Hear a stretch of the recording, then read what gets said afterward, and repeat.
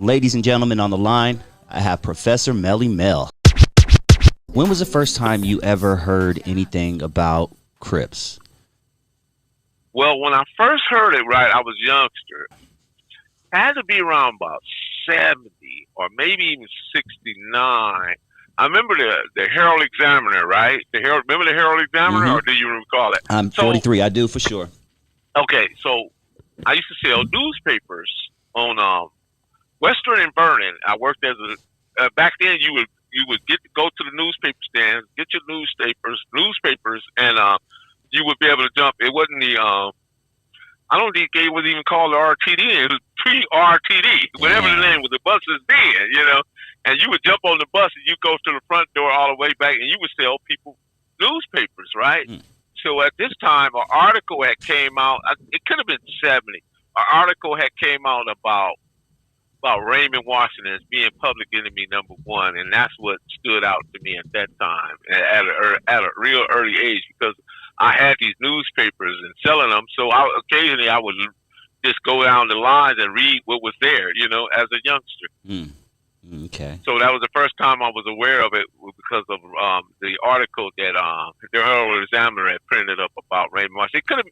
It could even have been 71, Dusty. I'm not sure about the dates. You know, don't quote me on the dates. Yeah. But I feel you. Does this have anything to do with that murder? I believe it was after a concert over a jacket. Oh, the Robert Ballou? Yes. Oh, Robert? Yeah, that one. I don't think so, because that was separate.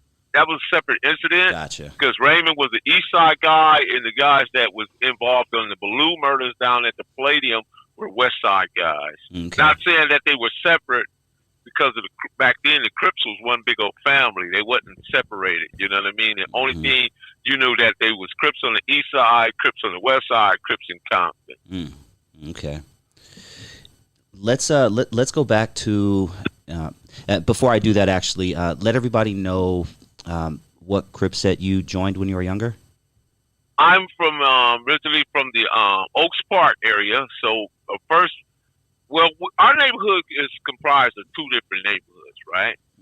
Being that we're the only Crips set on Rosecrans, if you go anywhere from Avalon, from the 135s from Avalon all the way down to Atlantic, where the Cross Atlantics and Lime Hood are. Anywhere if you go up and down Rosecrans, you got Cedar Block, West Side, Fruit Town, Treetop. Let's see. That would be Mulberry Street, Elm Street, Ludus Park, Mob, Cross Atlantic, Lime Hood. And if I'm missing any of the Pyro sets, forgive me on that one. But so we're set in the middle of all these different neighborhoods. So there was two neighborhoods. There was Oaks Park, Businessman, and then there was Midtown Crip. What happened, my younger homie of mine, well, he was maybe a year or two, my junior.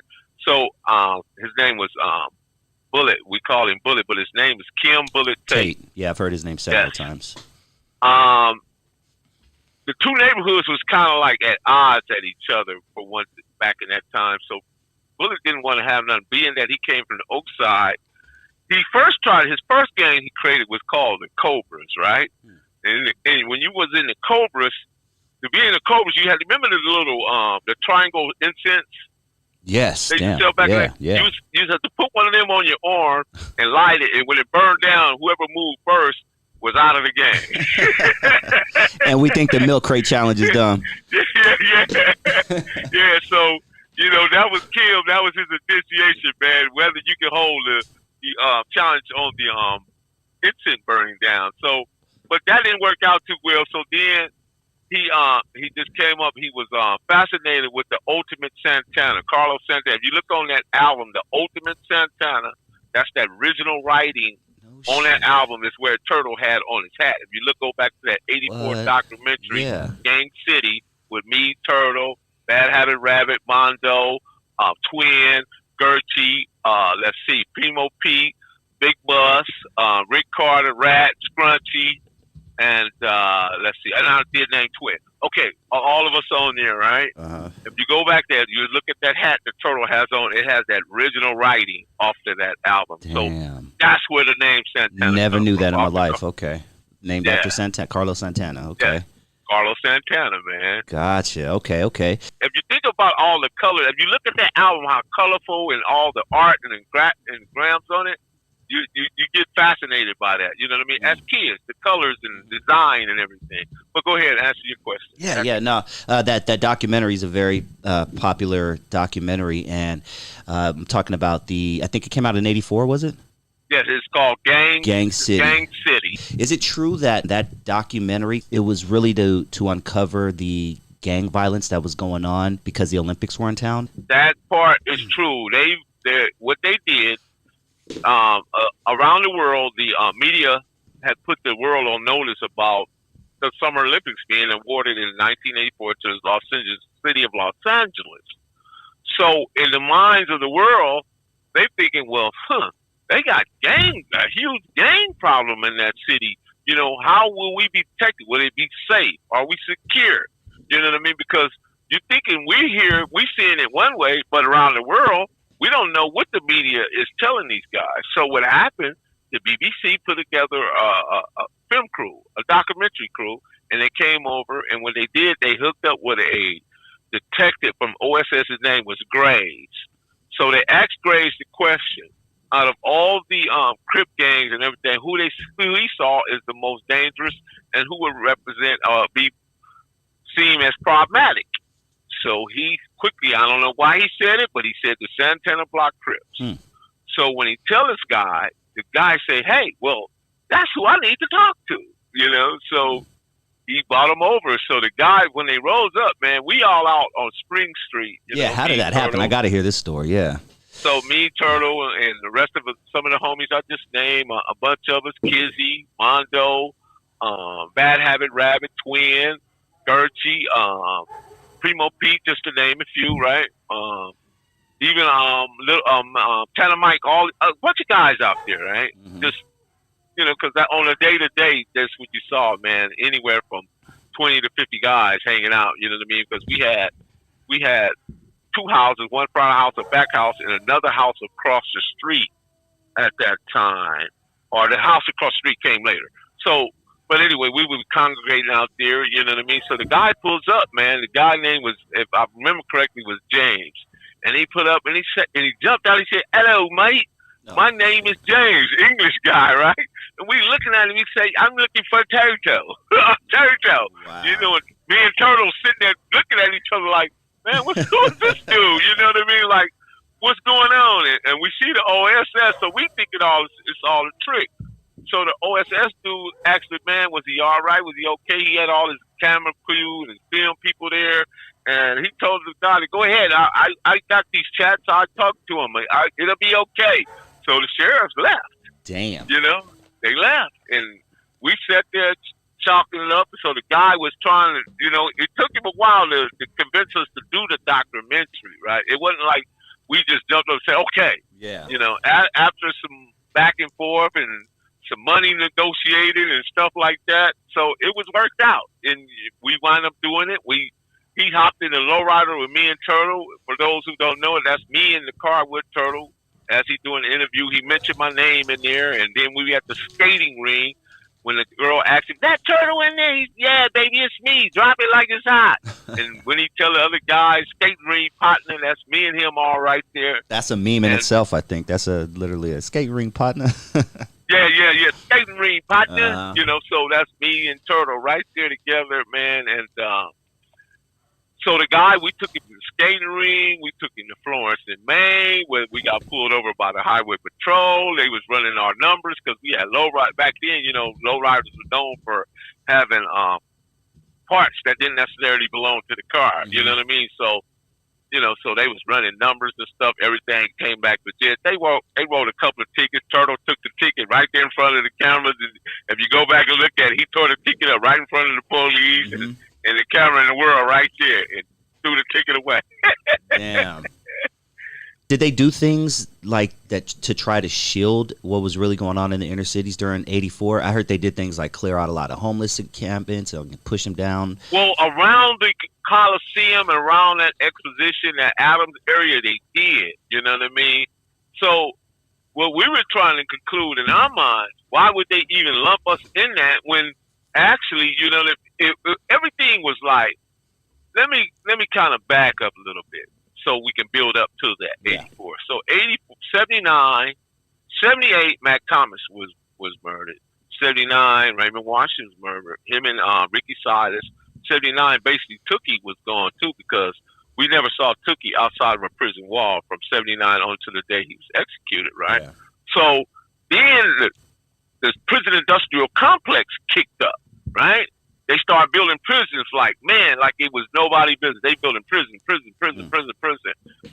Right in the 80s, a big ton of cocaine just dropped in the middle of the city. You know what I mean? Mm-hmm.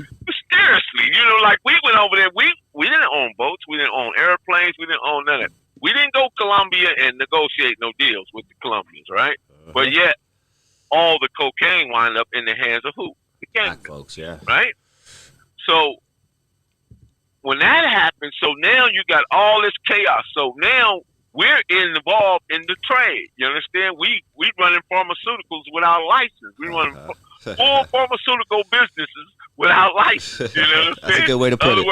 The government had license to run theirs. We just didn't have no license. That was the problem. We didn't pay taxes. So anytime you in affected commerce, that means, you know, you're doing something wrong against the government. So actually they will prosecute you based on those ideologies. But anyway, so we start doing that. So now you got 84. Now you got the Olympics. Now you got to do some pushback because you want this Olympics to seem like this is the city of hope, city of angels, and all this other stuff.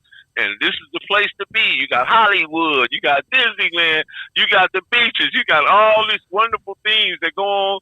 But yet you got poverty, you got homelessness, you got police brutality, you got racism. See, those are things they don't want to talk about, right? Yeah. So, but they want to make the city look like, you know, make it beautify and put up all these different events for the Olympics and push people out that were in those areas. You can't be in this area no longer. You know what I mean? In other words, let's close the curtain on this stuff and put this stuff in front of the curtain so you won't know what's behind the curtain, you know, so to speak. You know, so that's the way I saw it. And I thought all those things ran in concurrence with one another. Can you talk to us a little bit about Primo Pete and any other Latino or Mexican, Hispanic dudes that were part? We had Primo Pete, Juju Rap, Leonard. There was a number of Latinos that were around that was actually involved in being actual Santana Blocks because we have we're based in a predominantly Black and Latino area, so it didn't. The name in itself would make it very easy for Latinos to claim Santana Block. Yep. It would make it. So we had homegirls that, you know, was Latinas, and we had homeboys that were Latinos.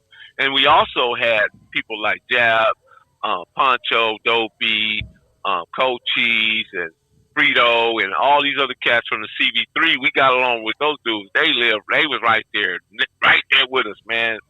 Jap used to come down to my house all the time, you know, chopping up with my dad. You know, Jap was actually a very talented guy. He was really a numbers guy, very talented with numbers. He was a mathematical guy. So, but anyway, so we grew up with those guys. So it was real easy during those times. There's no beef and nobody getting into it, none of that stuff. You know what I mean? So yeah, Primo Pete was a big part of it because the guys that we had when we got into it, guys didn't know, you know, like my homie Mondo speaks fluent Spanish. So we had people that spoke fluent Spanish in our circle, and the guys that didn't, you know, that came in to be part of the trade, you know, be in that business, they didn't know that all the guys they sitting up there talking, they might be talking to themselves, but all the time we know exactly what's being said. You know. So it was never no misunderstanding, and they was kind of shocked when they realized that we were reading we knew everything they were saying. You know what I mean? And it only just made our position more stronger with them. You know what I mean? Because I'm gonna tell you something about the Latino people. When you speak their language and you know their culture, they don't care what your color is. There you go. Facts. All they care about is can you speak the language? Do you know the culture? That's what they care about. Yeah. Interesting. Let me ask you. You mentioned, people weren't really beefing. When, in your eyes, when did it go from, just a fist fights to just all out gunplay? Well, that started in the 70s. In the 70s, we did a lot of fighting. Towards the end of the 70s, things started changing because you got to remember the first guys, those 70 guys, the 71, 72, 73 guys, a lot of them had started going to prison, right? So that power structure or that leadership was no longer here. So now you got the guys that's in my age group, because I came around in 72, so I was 13 at the time. But then one time, 73, 74, now 14, 15, now you got a different mindset of guys that was left there to kind of keep things going. So now nobody handed us the instructions. In other words, we didn't have a pamphlet, a booklet, or a set of rules. You know what I mean? The 10-point program was not effective with us. You know what I mean? So now you gotta mimic as you go. You know what I mean? Kind of make it up as you go, and a lot of that stuff just got just taken out of context. Because what we understand today is that we have a great deal more in common than we did not in common. So we failed to communicate. That was the biggest problem. See, because God created us all with the ability to communicate. That is the human being greatest tool we have, is the ability to communicate. But if you don't use it, things can easily get messed up very quickly. Yeah. One word can mess everything up. So that's that. Yeah. So, and then you got to understand that vagina plays a big role in that too. See, people don't want to talk about that, but vagina plays a big role. Vagina, a lot of wars, a lot of these gang wars have been fought based on vagina. Man. Because vagina does, and I don't want to sound too. No, you are 100% correct. I mean, wars in history. Vagina would say, "I like you guys today, but tomorrow I'm gonna go over here and hang out with your enemies." So the male ego sees that, so now he's taking offense to that. But vagina is emotional. You know what I'm saying? Men use logic and reason, and I'm not saying that all these guys, these Crip guys, had the ability to do it. But what I'm saying, it became convoluted. So now you see the girls that you used to deal with. Now you see them hanging out with the dudes that you pretty much got problems with. So that in itself, man. You know what I mean? And I used to tell guys all the time, man, don't let the homegirls know what we're doing, man, because they won't be able to maintain the confidence or hold the secrets that we need them to hold, because especially if they got kids. Oh yeah, the police will use those kids against them, and they'll just squeal like. I seen one girl, man, and everybody on the net probably knows her. We call her Crip Crazy, man. Crip Crazy is the only girl that I ever seen from my eyes tell the police, listen. The police was pressuring her. She had 2 kids, and she went to her kids and say, listen, kids, y'all gonna go with these people right now, but when I get a chance, I'm gonna get y'all back. But right now, y'all gotta go with these people, because I can't do what they want me to do. And she let her kids go. You know what I mean? But she got them back later on. But they actually tried to use her kids against her to get her to talk. But it didn't work. And I'm saying we're not a monolith. Everybody is not the same. Some people just see things in different terms. Most people will say, "Man, that was crazy of her," but she knew what she had involved herself in, and she had to, stick by the code. There's a code. You know what I mean? And if you inject yourself into something, and you know what the code is, that's just what it is, man. You know what? Cops have kind of been known for. Well, let me ask you this. I'm sure you have a story, or maybe even heard some stories, but is it true, to the best of your knowledge, that police would keep beefs going? Go to rival hoods? Absolutely, shoot, man. drop. Absolutely, man. Talk to me. Let me tell you, man. In our community, the cops are known as the Stony Boys, the Vikings, executioners, right? I've heard the Vikings before. That was a group of cops, right? Yeah. Tattoos and shit. The first The first ones were the Stony Boys out of Firestone. We called them the Stony Boys. Huh. The second group was the Vikings. They was out of Linwood, right? The third ones, the Executions. They started running out of the Alameda station, which combined Firestone and Linwood stations. They just combined them and put them in that big station over there on Alameda and Imperial, right? So my point is that those police departments were police departments. But why would you need to have a second additional name to your police department as you acting in according to police rules and regulations? You don't need to be known as the Vikings, Stony Boys, or Executioners. So therefore, they had formed their own gangs within the police department. So when you go into white suburbia or the white part of town, they known as the police department, serve, protect, run. They believe that. But in the urban communities where Latinos and black kids are, they're known as the names I just described. So that means that they already have put in their minds that that's who they need to be in order to demonstrate their effectiveness. You know what I'm saying? And then they actually start participating in things that's outside of police regulations. They start doing drive-bys. They spray paint on the wall, and they come by throwing peas at the Crips and Crip signs at the Pyrus. You know what I mean? So they become antagonizers, and then they also become killers. They're killers. They have killed, homies from both sides. Without just cause. I would love to know if any of your older homies, or even just older people that you knew at the time, ever told you any stories about the spook hunters. Yes. The spook hunters were over in Downey. Southgate, because right? I was actually Southgate and Huntington Park, because I was actually when my parents first moved to Compton, right? We was the third or second black family on a street called Springs, so we were more closer to Linwood at this time. So at that time, at certain times, even in the '60s, we couldn't go swimming at the Linwood plunge swimming pool at Linwood Park over there because we were black. Okay.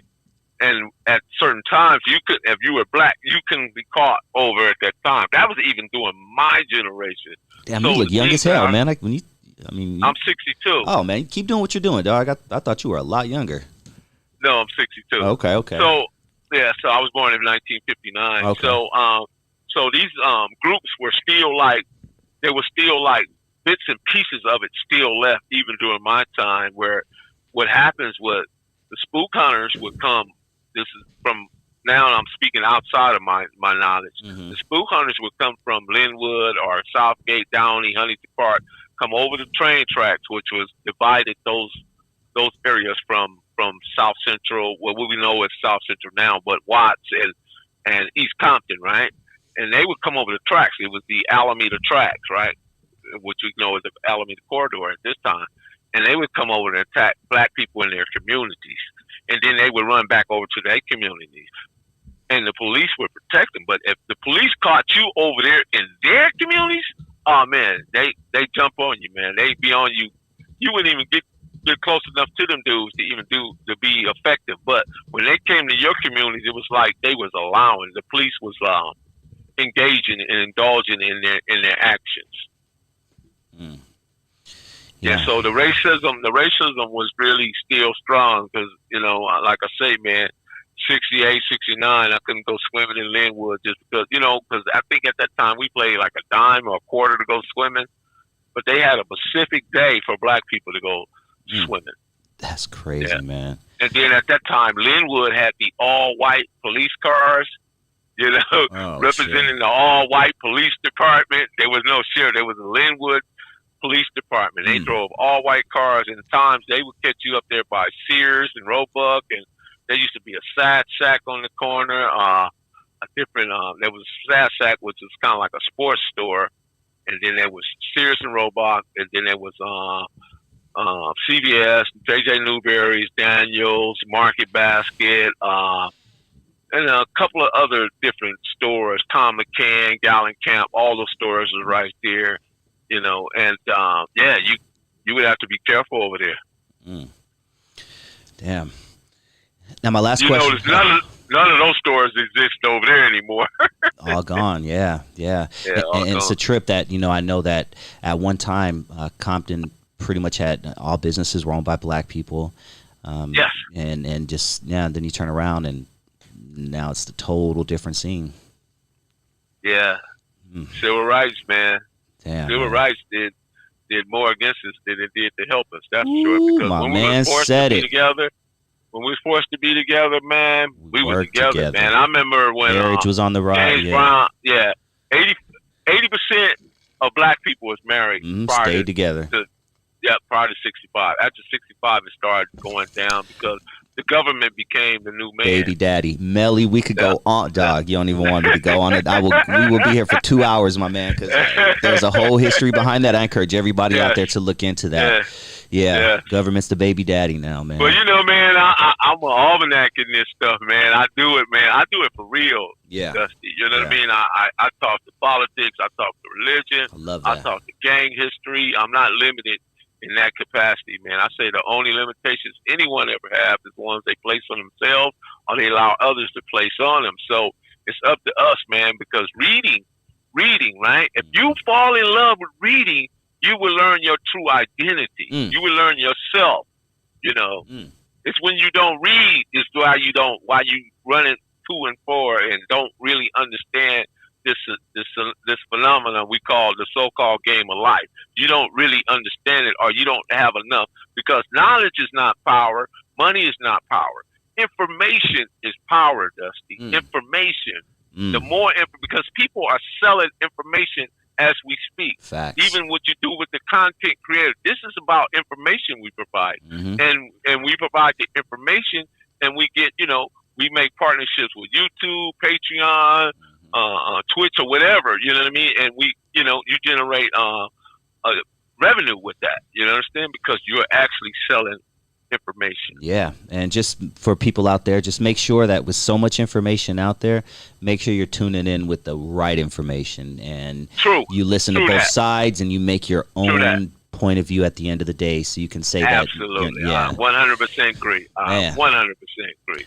But if you're looking for the Black history, go get you some John Henry Clark, some Dr. Ben, some Asa Hilliard. Even you go read the Broader files. Tony Broader, great guy for information on that. So it's a number of guys out there, but those four: Francis Wilson Chris, Dr. Naeem Akbar, and also AJ Rogers and Dr. Claude Anderson. Those are great places to start. Man, I love people dropping info on my show. That's what it's all about. Now, one more question before we top it off with your podcast. I mean, your YouTube channel. We talk a little bit about that, but one more question before we go into that direction.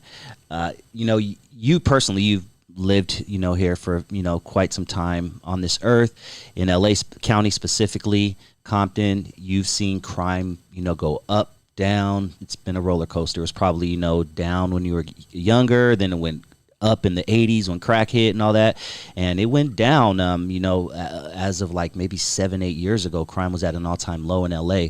My question for you is, we're going backwards because, the streets are on fire again. Violent crime is on the rise. More people are getting locked up, shot, killed, et cetera, et cetera. What can we do right now to nip this in the bud? Let me start off like this first, man. Aretha Franklin wrote a song years ago. It's called "Your Love Is Like a Seesaw." So crime in this day and time is like a seesaw. It's going up, down, and all around. So a lot of it is driven by the society, the people that govern the society, the people that they do it. Everything is about commerce, Dusty. Everything. There's nothing that surround you that doesn't have a monetary exchange attached to it. So based on the government and how they see things, because we're living in a society that put think tanks out. Those think tanks sometimes be 5 and 10 years down the road from where you at. And in some cases, even 20 years down the road, right? So they already know this stuff right way before, man, because some of the movies, just think about some of the movies that come out and how they put out certain things where you see zombies attacking everybody and an apocalypse and all this different stuff, man. this stuff is not coincidental, man. You think that they just make that stuff up, man? There's somehow they know these things are about to occur, and it's like this pandemic, man. They was already anticipating, man, because now that the pandemic is still here, you know, they're not shutting down anything. All these people bit hook, just like we bit hook, line, and sinker during the 80s when the cocaine dropped. People bit hook, line, and sinker with the EDD and the PPP. Man, a lot of those people, you know what I mean, they ran out there and joined that stuff, man, and signed up for it, man, and it was just, man, it just was crazy, man. You know what I mean? And a lot of scams, and people are gonna be locked up. They're gonna come and get you, man. They're gonna come and get you. It just, man, we can't say enough to that, man. Let me say this, man. They told you unemployment. You told unemployment you had no job, but the SBA said you have a business. Then you told the PPP you needed a loan for your business, but you told welfare you was homeless. I'm telling you right now, you know you done fucked up, right? Yeah, just like homeboy from Menace to Society, you done fucked up, right? Yeah. Because just because they're knocking on your door today, believe me, they have you on file somewhere, and they're just getting to you. They have you on file, man, because a lot of that stuff was based up on uploading your picture, signing this, and a lot of people were out there creating. See, it's a federal crime to lie on a financial institution application. A lot of our people, because they don't read, they don't understand, they think that, you know, they don't understand the laws of this country. But if you lie on a financial application and they find that you lied on it, you can be prosecuted federally on that application alone. That don't even have nothing to do with the money amount, because the feds, when they charge you for the crime, they charge you for the money amount, and they also charge you for the victims. You know, it's not worth it, man. A few $1,000s ain't worth it, man. That's all I'm gonna say. No.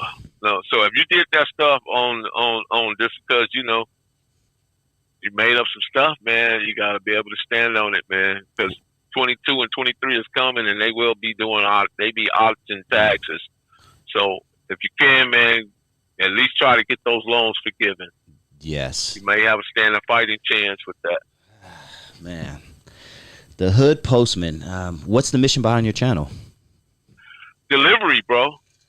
That's what the postman is about. Drop by the mail room. There it is. Man. I like that. Delivery, man. It's all about the delivery, man. And that's postman. I come deliver it, whether it's good or bad. Sometimes the information don't sting a little bit and it may hurt. But look, I got to give it to you. I was just watching the Kev Mack tribute that you did. I really enjoyed that one myself. Oh, yeah, I had to do that, man. Yeah. You know, because that's all part of it, man. And giving people their flowers while they're here, and don't wait till after they're gone, man. You know what I mean? So true. He's a pioneer in this, so, you know what I mean? I had to do that, man. Let's go back pre-Kev Mack pre-Kev Mack videos. Okay. He had a very popular magazine that was on the street, correct? All Hood, man. All Hood magazine. Talk to me about what you remember about that. Well, what I remember about it is that, like again, I could state, let me overstate this, that we had my co-defendant, his name was Lawrence Reed, right? Him and Kev Mack are like brothers, right? So he was the first one that introduced me to the All Hood magazine, because when he went home, because I actually was in the feds at the time, me and L, right? And when he went home, he started sending me stuff, you know, magazines. You know how guys do this, send you magazines, money or whatever, man. So I'm like, wow, this is an interesting magazine. So I can't remember what the first version print was, but it was really interesting. So we started communicating about it, talking about it, and then that's when they came at me to do the Santana version, you know. Gotcha. So basically what he was doing is, you know, instead of interviewing people on video, he would actually interview them and then make articles about gangs around LA, correct? Yes, okay. Yes, absolutely. Where would you find one of these magazines? Like, where could one find one back in the day? Well, you would have to get everything was running through Kev Mack. You know what I mean? I think they're since out of print now, but that's originally how he started off, and eventually he graduated over to the actual video. Yeah, man. Shout out Kev Mack Video. And you actually worked with him for quite some time, right? I did. You know what I mean? Because after I come home, he hit me up, and We actually did me and my homie Gangster. He wanted, you know what I mean. He wanted Gangster to be on there, so I said sure I can get Gangster. You know what I mean. That's my homeboy.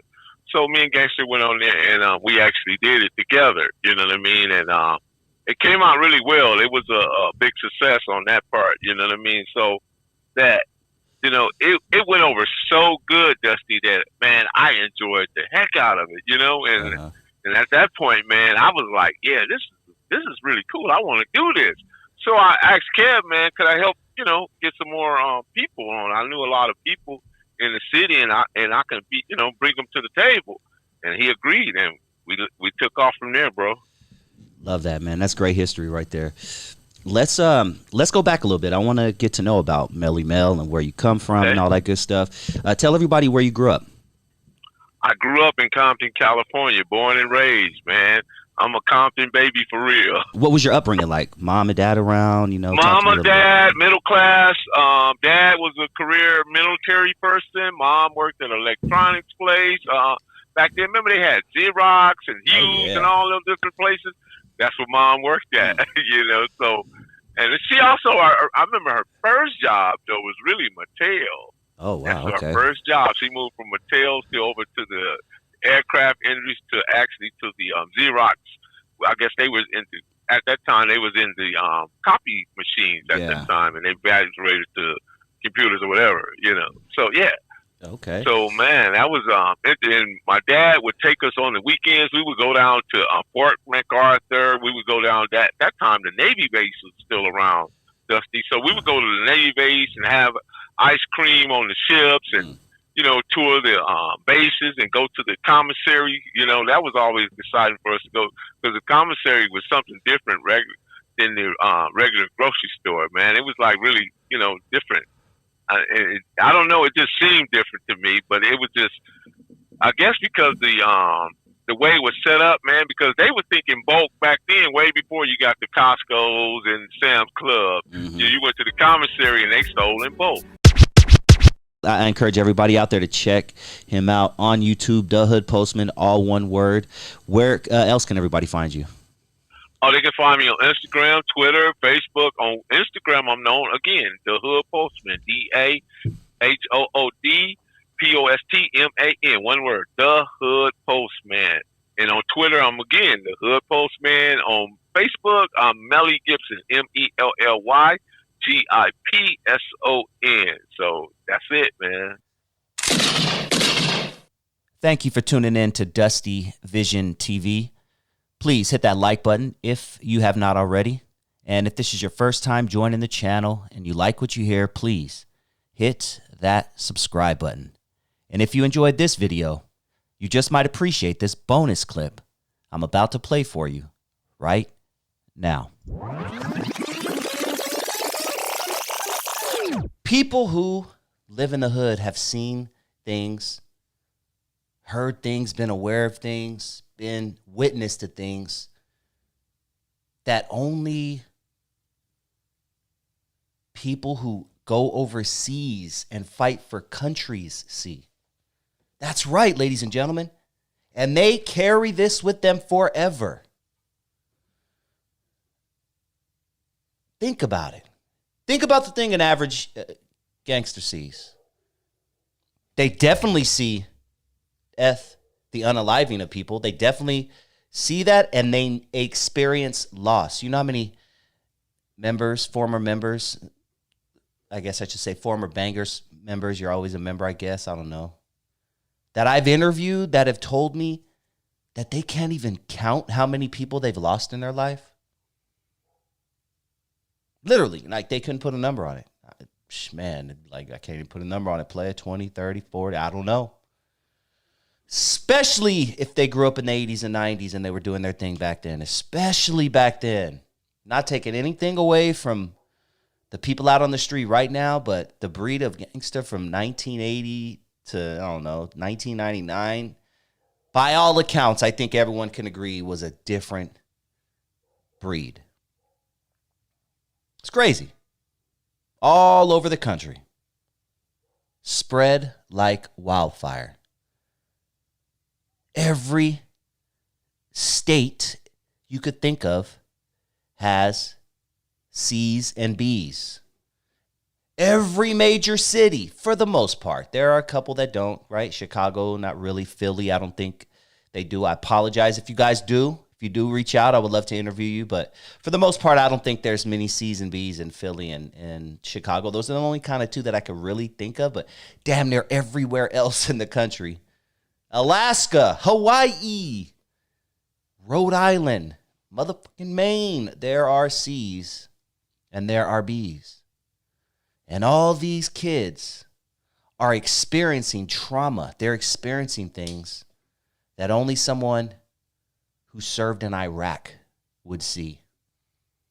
Seeing their best friend get his dome split right in front of them. That's not normal. You are not supposed to see that. We are not supposed to experience that. So, you're telling me you have a bunch of mostly black and brown kids, let's keep it real out there, walking around with all this damage, all this stuff that they've seen in their life, stuff that they may have done in their life. And you're telling me you think locking them up, putting them in a little hole is gonna change anything in the long run? I don't think it will. Is it our only option right now? Yes. And if you've committed something horrible, I'm sorry. You need to go get locked up until we figure this whole thing out. But in the meantime, we do need to figure something out, because I don't think locking somebody up for a very long time for shit they did based on childhood trauma thing, I don't know if that is 100% the correct thing to do. I don't know. Comment down below. What do you believe? Do you believe that 4Extra should seek therapy? Do you think that more people in the hood should seek therapy? Do you believe banging is an addiction? Is it an addiction like heroin, like crack? Should it be lumped in there with sexual addictions? I would love to know your thoughts. Comment down below. And please hit that like button if you haven't already. And if this is your first time joining the channel and you like what you hear, please hit that subscribe button. I would love to know your comments on something specifically. I'm out here on the West Coast. When I first fell in love with hip hop, it was Eazy-E and NWA. That was, I had obviously heard Fat Boys and Run DMC and Sugar Hill Gang and all that. But when I heard Eazy-E and NWA, and I'm looking out my window and I'm seeing things that they're talking about, it really brought a different light to me. And I haven't been the same since. I've been a hip-hop lover ever since. But Special Ed recently made some comments on a podcast, and it ruffled a few feathers. Are you familiar with his comments about NWA bringing destruction to hip-hop? No. Okay. All right. Well, even better, even more. I'm glad that you're not really you're not on top of that specific thing. But just recently, he made some comments about a month or so ago. Shit, life is moving fast. I can't keep up. But he said that NWA brought destruction to hip hop. Now, I would love to know your thoughts, first of all, of when you first got wind of. I know NWA was big in New York as well, even though they didn't play them on the radio, But what are your thoughts when you first heard like gangster rap and NWA and Eazy-E and heard about this shit going on the West Coast, and then you're listening to it on the East Coast, and then secondly, I would like to piggyback off that and do you think do you agree with Special Ed? Do you disagree with him that NWA brought destruction to hip hop? I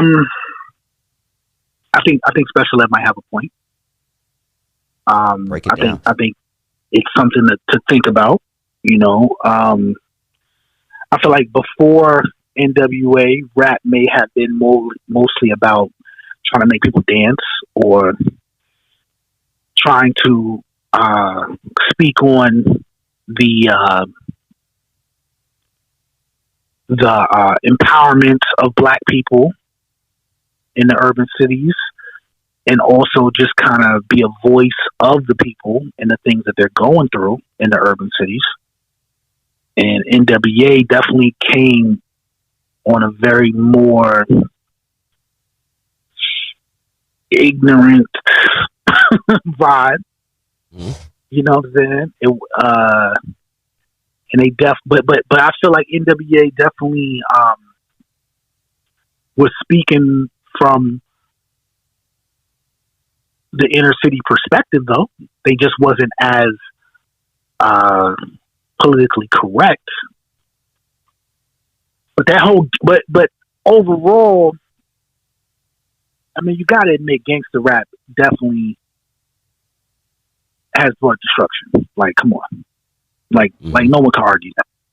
You know what I'm saying? Now, was NWA the first group to do it? Possibly, if you consider them to be the creators of gangster rap, then they gotta take that. They gotta take that L.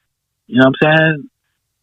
Because gangster rap definitely has destroyed, but at the same time, it definitely has financially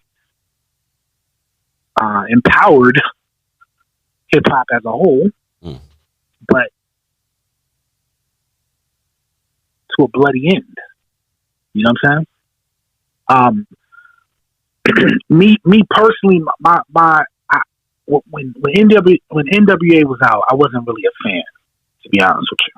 Okay. I was a fan of what they looked like, and I was a fan of the boldness of it, but in New York, who wasn't really. I'm not gonna say everybody. I'm just gonna speak for myself. Like when I was in New York, I wasn't really feeling NWA like that. Like I just thought it was, like kind of funny to me.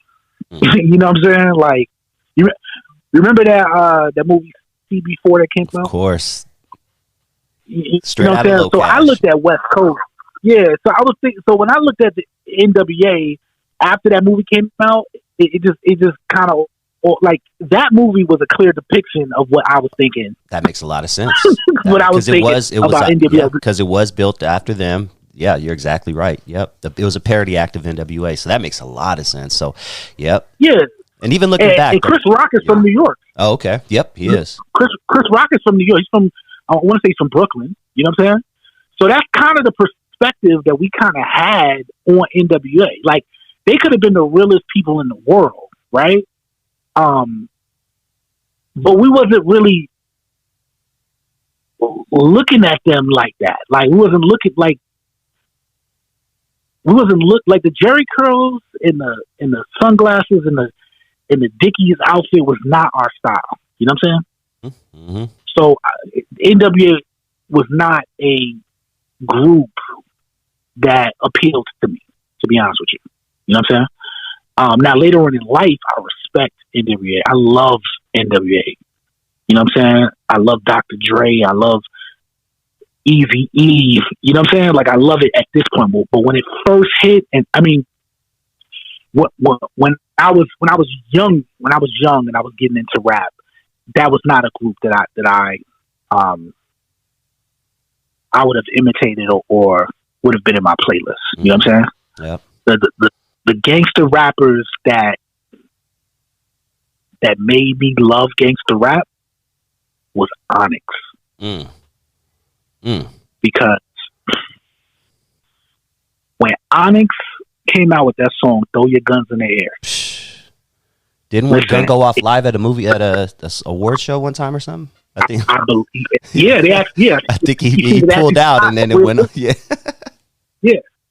So look, but when that song "Throw Your Guns in the Air," that was the New York City went. That was the first time I've never got shot at. Damn. Was when that song came out. Sheesh.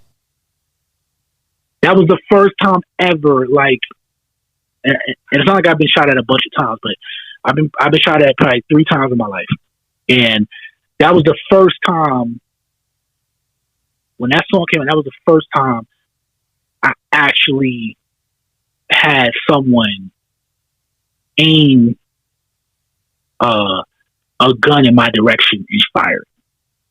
You know what I'm saying? And so that song hit differently for me. When I hear that song, because literally we were dancing to that song and we were vibing to that song at a party, and right after the party, we ran into some people that we would call our ops at this point, and that's what happened. So that song, as crazy as it is to say, right? As crazy as it is to say, but it started my fascination with gangster rap. Okay. You know what I'm saying? And being shot at, although it was a very scary moment, I remember laughing after with me and my friends. And I remember it just being an adrenaline rush. Mm-hmm. And that probably kicked off the whole gangster rap fascination and love for me after that, honestly. Hey, Alexa, tell me a funny Christmas joke. You know you overdid it for the holidays. When Santa saw your pile of gifts and took some for himself. That was not funny, Alexa. Alexa, tell me another Christmas joke. You know you overdid it with your holiday lights. When the space station calls and says, "Hey, we're trying to sleep up here." All right, Alexa, we're starting off to a bad start. I'm going to give you one more chance. Alexa, tell me a funny Christmas joke. The holiday sweater's so ugly. NASA fired it into a black hole, but the black hole spit it out. All right, forget about it. I tried to start the show off with some funny jokes by Alexa, but apparently Alexa is no comedian. Anyway, Dusty Vision coming to you live from the 2023 Downey Holiday Parade. I've been coming to the holiday parade since I was a kid. Something I do every year, something that just, gets me in the holiday spirit. Grab some coffee, smoke a little J, and just enjoy it. It's usually 80 degrees. So I, can dress up like I'm going to the beach and I'm perfectly fine. While the rest of the country is covered in snow and they're freezing their bum off, I'm chilling in Los Angeles, looking at a beautiful blue sky, and I'm wearing shorts and a t-shirt. I hope you had a good 2023. Mine taught me a lot. My 2023 taught me a lot. 2023 taught me that I could take on a lot of pressure and not bust. 2022 was one of the roughest years of my life. Lost my father. And it was just, it seemed like the universe was not cooperating with me. I thought 2022 was rough, but 2023 was like, hold my beer. 2023 was one of those years, I went into it like, all right, this is going to be my Jordan year, 23. And personally wise, it was a good year. Business wise, it was a good year. I did well on that aspect, but I lost a lot of people near and around me and close people around me this year. But I've talked about that enough in my previous shows. You guys know the whole story, who I've lost this year and all of that. But it was a rough year. But I know this sounds crazy, but I'm kind of glad I went through it, because I know that I know if I could make it through this year, it's going to take a lot to make me crack under pressure. But I hope you had a good 2023. 2024, here we go. Damn, I never thought I'd be saying 2024. I remember being a kid and we would write stories on what do you think it's going to be like in the year 2000? And I was like 6th grade talking about we going to be flying cars, man. That bitch is going to have like 3 titties. Like, I was thinking all kind of shit. Like, women are going to like have a mouth but don't talk. Like, they only, never mind, just kidding. Just kidding, women.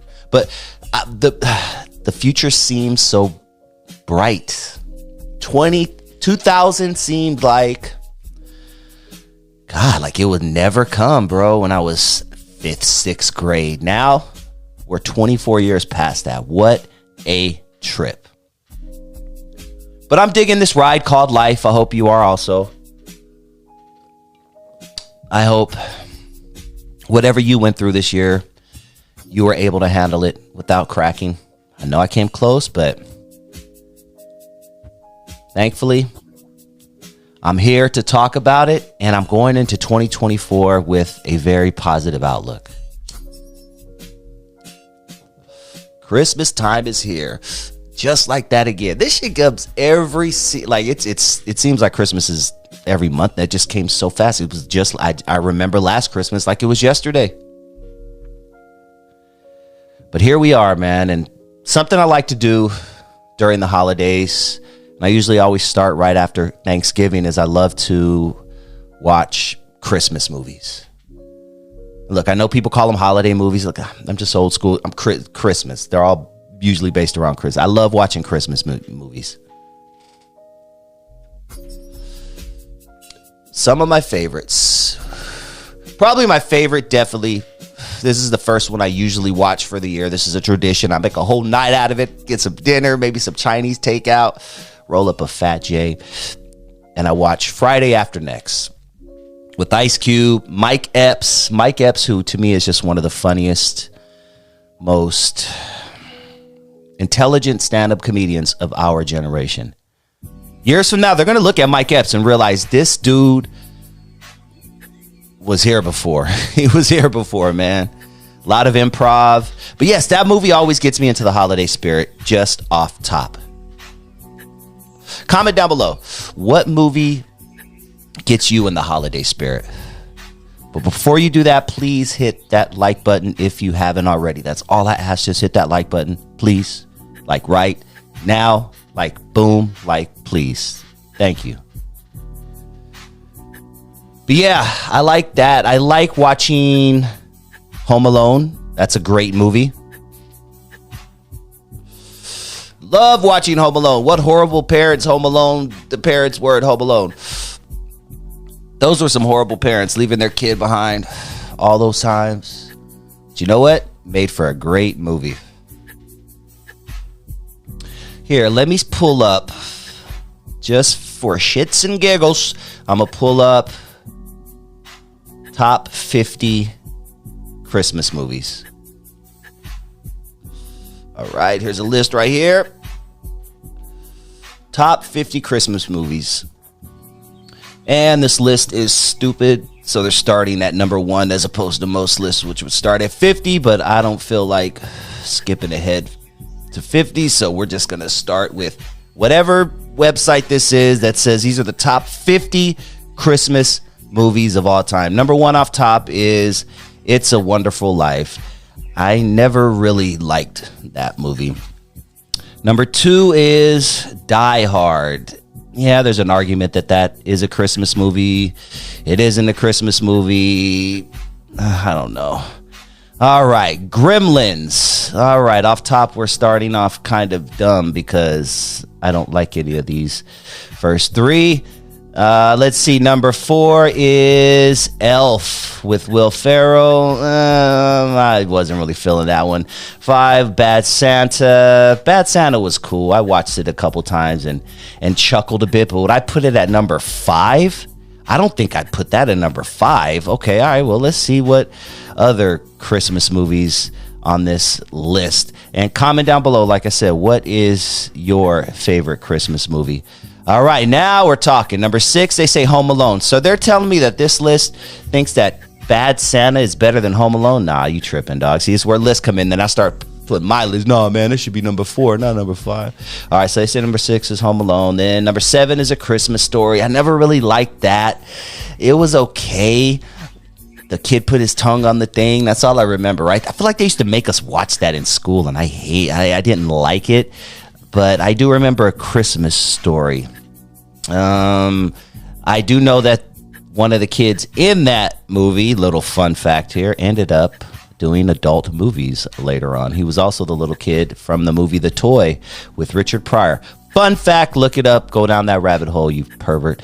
Number 8 is Edward Scissorhands. Didn't even know that was a Christmas movie. Number 9 is The Snowman. Apparently it came out in 1982. Never heard of it in my life. Number 10 is Kiss Kiss Bang Bang. Never heard of it in my life. Number 11, A Charlie Brown Christmas. Now we're talking. This movie right here, great music. I was always a big music guy. I've always loved music, even as a kid. And I used to love Tom and Jerry. Do you guys remember Tom and Jerry had just great music? They'd play classical and then like jazz. Like it was, and then even like Pink Panther. Do-doom, do-doom, do-doom, do-doom, do-doom, do-doom, do-doom, do-doom, ba-da-da-da-da. I used to always love cartoons with music, and that's why I loved A Charlie Brown Christmas. This, I just put the music on in the background during Christmas. Definitely love it. Let's see. Batman Returns as number 12. You guys are tweaking with this list. Scrooge, number 13 with Bill Murray. That was a good one. I watched that one time when I was high as a kite for about 13 minutes, then I turned it off. All right. Number 14 is 8 Women. Never heard of it. Number 15, The Chronicles of Narnia, The Lion, the Witch. All right. I'm already annoyed by the long title. Never heard of it. Miracle on 34th Street. I've heard of this, and that's about all the attention I'm going to give it because I've never watched it, even though I was given many chances to. I just click because that was one of those movies that like back in the day when we only had 7 channels. Kids, you guys don't know how good you have it. We only had 7 channels back then, kids, when we were kids. 2, 4, 7, 9, 11, and 13. Whatever that is, I can't count right now. But we only had those channels, and every Christmas they shoved movies like that down our throat. What's the one I just said? The Miracle on 34th Street. I'm sorry, but like, I apologize if you like that movie, and I'm sure it's a upstanding movie, but I'm good. Number 7, In Bruges. Never heard of it. Number 18, The Shop Around the Corner. Never heard of it. Number 19, Carol. Never heard of it. Number 20, The Muppet Christmas Carol. You damn right I heard of that. That's one they tried to shove down our throat. Pause. But I really liked that one. I like The Muppet Christmas Carol. That one was good. All right, The Nightmare Before Christmas. Now we're talking. See, these are all better movies than all these BS. What kind of BS were they just shoving down my throat with these movies? Carol and The Shop Around the Corner. Like, nobody cares about this. Now we're getting to the meat and potatoes. The Nightmare Before Christmas. That should be like number 6, man. Man, they tripping. All right, Bridget Jones' Diary. Never heard of it. You've Got Mail. I remember that movie coming out, but guess what? Never watched it. Trading Places. I like that movie. That's a good one. And yes, I would definitely agree with them. I'd put it right in the middle at 24, which is kind of where they got it. Arthur Christmas. Never heard of it. A Christmas Carol. Here's another one. Charles Dickens. See, me being a theater lesbian. The theater thespian.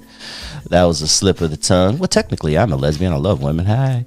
But I know this one, A Christmas Carol. And even though it's old and kind of weird, I gotta say I like it. I like this one, actually. So you never thought you know. No, you see? Just when you think you put me in a box, I break out of that box and I change all the locks. Ooh, you like that, huh? Freestyle shit. But A Christmas Carol, 1938. Okay, I dig that one. I just like the whole story. You know, the guy who was just an a-hole, and they tell him about his life and stuff. It's just a good story, and a lot of movies and TV shows and skits have remade it. All right, 27, Holiday Inn, and Inn is spelled I-N-N. Never heard of it. 28, Die Hard 2. They obviously didn't get it that we don't care that Die Hard is even a Christmas movie. While You Were Sleeping. I think my wife likes this movie. Like, I feel like she likes this movie because she likes Sandra Bullock. Sandra Bullock can get it. Yeah, she likes Sandra Bullock. Christmas Evil. Never heard of it, but it looks kind of interesting. I think I want to go back and watch that one. About a Boy, 2002. Nope, never heard of it. 31. Meet Me in St. Louis, 32. Nope, never heard of it. And this is blasphemy. This list is blasphemy because you know what? They have National Lampoon's Christmas Vacation as number 33. This list is blasphemy. This list is bullshit. This list means nothing. You're putting National Lampoon's Christmas Vacation, one of the most iconic Christmas movies, over number 33. Are you kidding me, dog? 33. Really, people? Really? 33? You're really putting what did I just read earlier? Carol and Meet Me in St. Louis, and like, what was it? What's the one right before it? Meet Me in St. Louis, 1944. Never heard of it. And you're going to put that over National Lampoon's Christmas Vacation? That's blasphemy. All right, this list is obviously bullshit, but I'm going to just read the last one. Babes in Toyland, Mickey's Christmas Carol, Christmas Tale, White Christmas, Claus, Krampus, Rare Export. All right, I'm over it. That list sucks. I can't get over the National Lampoon's Christmas Vacation thing. Can't get over it. And if you enjoy things like I do during Christmas time, like going to holiday parades, like the Downey Holiday Parade, you might just enjoy this National Lampoon's house that I went to in the city of La Mirada, California. It's one of the first cities in Orange County. Everyone knows La Mirada if you're from the area. And what they do is they make a remake. They make a what is the word? They reenact the National Lampoon's Christmas house. They put all the lights up, and they got characters out there, and they have the movie playing, and it is pretty dope. It's really cool. If you like doing stuff like that, you know what I mean? Because I like doing stuff like that. And you can literally just stand there 30 minutes and just check out every little detail of the place. I actually did a vlog about it. If you want to check it out in the archives right here on DustyVisionTV. But yes, man, this is definitely, you know, one of my favorite times of year. But, you know, as I get older, I understand it can be a rough time of year for people. As we get older, we lose loved ones. We are spending Christmases alone now instead of with the people we call family, friends. I feel for you guys around this time. I definitely feel for you around this time. You see everybody posting online how happy they are, what gifts they got, what they got their kids. They're taking all their family pictures in front of the snow, and the leaves are falling off the tree, and they're all smiling. Well, I just want you to know one thing. Those marriages and those parents, they hate each other. They hate each other. That guy is probably cheating on his wife. The wife hasn't had an orgasm in 7 years since they had their first kid. And all of that stuff that they're putting on YouTube, putting on Instagram, putting on Facebook and TikTok. And oh my God, family life is so amazing. Just know that over 50% of marriages end in divorce. And probably another 50% of marriages who don't divorce, they hate each other too. I'm just trying to let you know that your life isn't so messed up, okay? Stop thinking that everything you see on social media is life. Social media is fake as F. Everybody's fake. Look on your social media right now. Go to your Facebook right now. You don't see people crying and sad. We all cry. We all get sad, especially around this time of year. But you don't see that on Facebook. What do you see on Facebook? My kid Austin just got head of the class. He graduated with honors. That's right there. Yeah, what you're not telling us is that you're a pill-popping addict and your husband would leave you any chance he got, but you and him own businesses together and he is financially trapped to your ass for the rest of your life. Not speaking of my marriage. I have an awesome marriage, and I'm not just saying that. Love my wife. My wife is dope. Without her, I don't know what I would do. She is my heart. She's my love, and yeah, I don't know what I would do without her. But just know, everyone, if you don't have a significant other during this time, if you think your life is shit, dude, just because these people live in a big house, just because they have kids, 2.1 kids, white picket fences, they are struggling too. Everyone's struggling.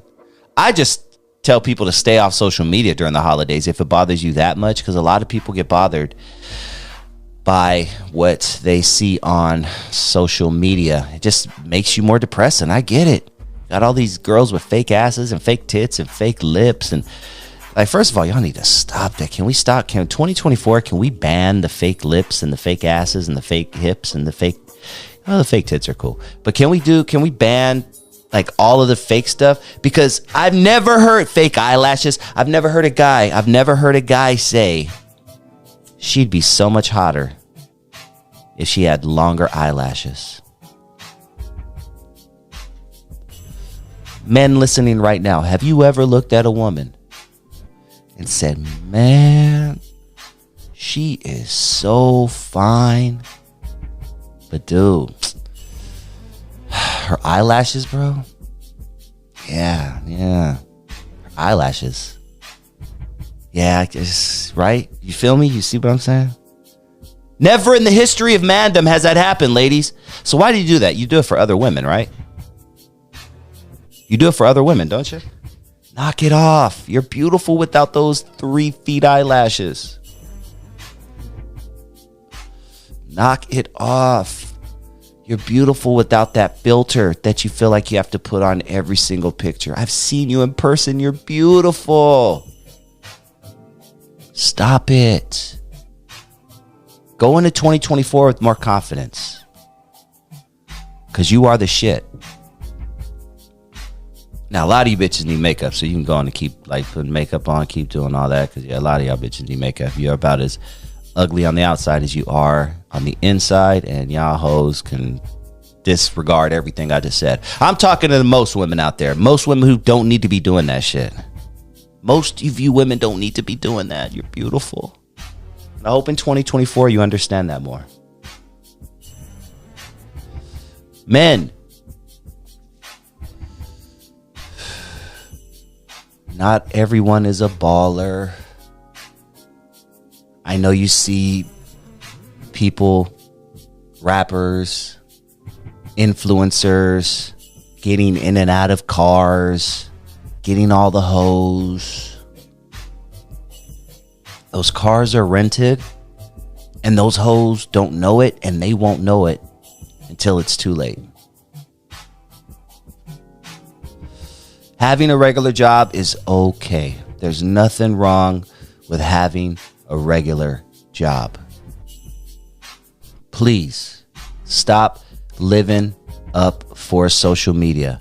2024, that's going to be one of my bigger messages, because social media is really, really scary. But I hope you guys enjoyed my little Christmas talk. This is the last time I'll be talking about Christmas. Christmas is here, goddammit, so enjoy it. Go back and check out some of my other Christmas videos. And just be safe out there. Life is crazy. Motherfuckers are nuts. And I need more subscribers, so I can't, have y'all motherfuckers dying. So, you know what I'm saying? I need these views. So just, please make sure you tune in. 2024 is gonna be a monster. I'm posting way more.